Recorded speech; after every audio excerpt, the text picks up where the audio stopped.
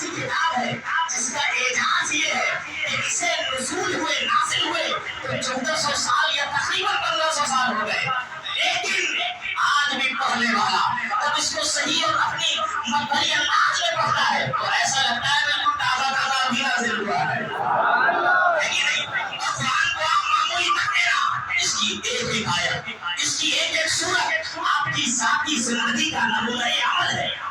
آپ اپنی زندگی کو اگر کسی بھی طریقے سے بہتر بنانا چاہتے ہیں، آ جاؤ قرآن کھول لو، قرآن پاک کو۔ اگر آپ پریشان ہیں، اگر آپ پریشان ہیں سورۃ بقرہ پڑھیں، اگر آپ بیمار ہیں تو محفظتین پڑھیں، قل اعوذ بالفلق اور قل اعوذ بالناس، یہ حدیث پاک ہے حضور صلی اللہ تعالیٰ علیہ وسلم۔ اور میں اگر کہوں قرآن کی تلاوت میں صرف کوئی معمولی مسئلہ نہیں ہے، عظمت ہے تو تلاوت قرآن میں، برکت ہے تو تلاوت قرآن میں، رحمت ہے تو تلاوت قرآن میں، سعادت ہے تو تلاوت قرآن میں، نجات ہے تلاوت قرآن میں، کمالات تلاوت قرآن میں، کرامات تلاوت قرآن میں، قبر کی روشنی تلاوت قرآن میں ہے، عشق مصطفیٰ کا نگینا تلاوت قرآن میں ہے۔ اور یہی نہیں، اگر رب کا دیدار کرنا چاہتے ہو تو یہ بھی رب نے قرآن میں ہی رکھا ہے۔ سبحان اللہ، سبحان اللہ۔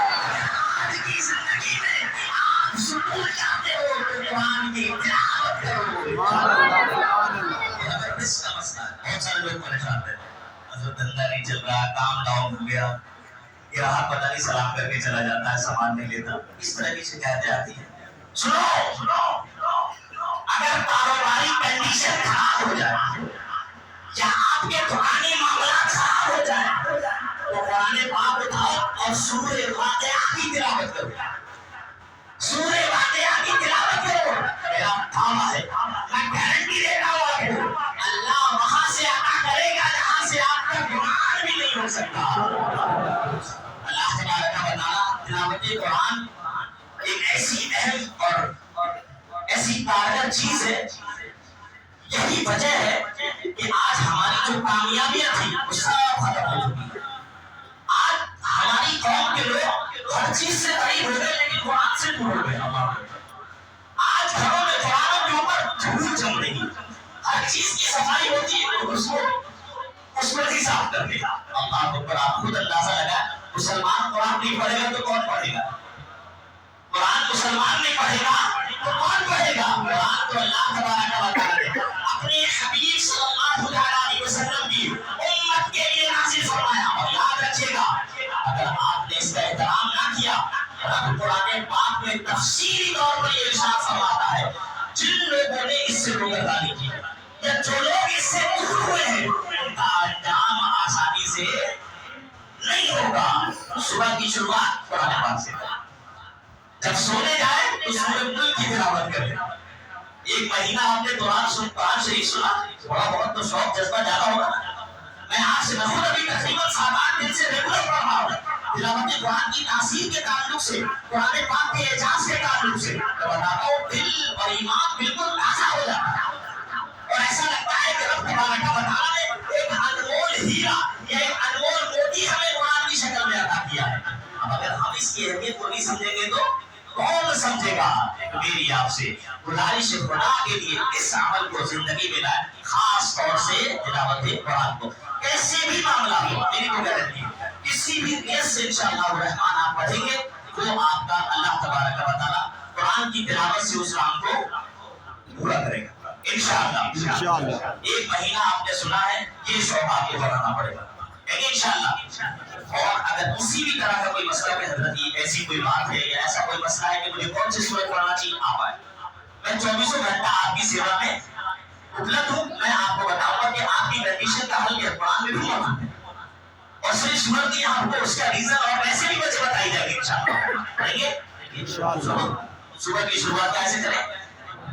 قرآن پاک سے۔ اور ابھی حضرت نے حافظ صاحب قبلہ نے بتایا کہ خاص طور سے جو ماں باپ کا نافرمان ہوتا ہے اس کی بھی اس رات میں نہ عبادت اور نہ دعا اللہ تبارک و تعالیٰ قبول کرتا ہے۔ تو یہ جو ہمارے معاشرے کے اندر میں یہ دیکھ رہا ہوں کہ بالکل لوگوں نے اپنے ماں باپ کی عزت اور اہمیت کرنا چھوڑ دیا ہے۔ اللہ سے ماں باپ تو وہ چیز ہے، ماں باپ تو وہ چیز ہے، اگر اولاد چاہے کیسی بھی ہو، کتنی بھی ہو، مگر میں آپ سے کہتا ہوں اگر اس کی اہمیت جاننا ہے تو ماں باپ کی نظروں سے ایک بار دیکھو، ماں باپ کی نظروں سے دیکھو، وہ کہیں گے ایسا بھی ہے مگر میرا لال میری نظر میں اس سے زیادہ بہتر اور کوئی نہیں ہے۔ تو خدا کے لیے اگر کسی کے ماں باپ ناراض ہوں تو ان سے جا کے آپ معافی مانگیں، اور جگہ معافی مانگنے سے انشاءاللہ بچے رہیں گے۔ ذرا سے پیسوں کے لیے جو ہمیں جھگنا پڑتا ہے نا، ماں اور باپ کی دعائیں اگر لے کے انشاءاللہ وہ آپ نکلیں گے۔ بزرگان دین فرماتے 100 اولیاء اللہ دعا کرے وہ ایک طرف اور گھر کے ماں باپ دعا کرے وہ ایک طرف۔ اللہ اکبر، بولے سبحان اللہ۔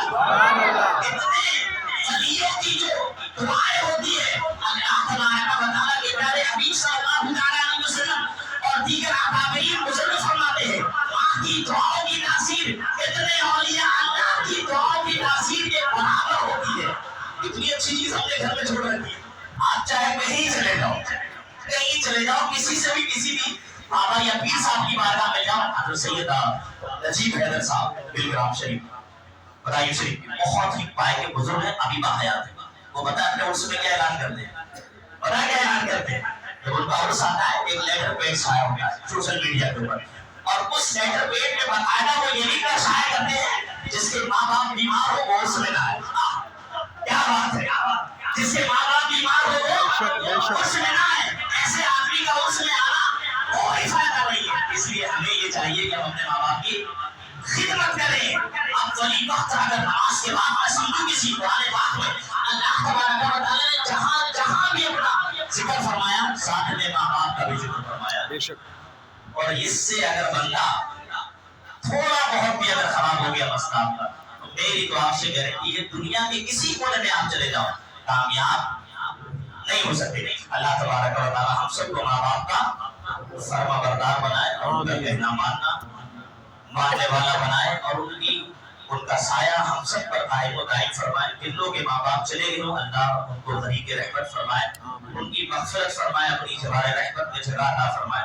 یقین جانیے ماں باپ چاہے کیسے بھی ہوں ان کا موجود ہونا بہت بڑی نعمت ہے۔ کچھ بھی نہ کر رہے ہو اگر گھر میں موجود ہونا سے تو آپ خود محسوس کریں گے کہ یار بہت بڑی پراپرٹی میرے گھر کے اندر کیا ہے موجود ہے۔ ماں باپ ہتھیار ہیں آپ کی زندگی میں، اس لیے اگر خدا کے لیے کسی کے ماں باپ ناراض ہو تو آپ ان سے اپنے حساب سے جو بھی آپ کر دیکھیں وہاں وہ اولاد تو چاہے کتنی بھی بڑی ہو جائے ماں باپ کے سامنے تو بچی رہے گی۔ جب ہم مدرسے پڑھتے ایک بات یاد آ رہی ہے بتا دوں، جب میں دورہ ڈھال میں تھا مدرسے پڑھتا تھا، ہمارے مدرسے کے اندر ایک بچہ تھا زبیر نام، بہت ہیلتھی تھا،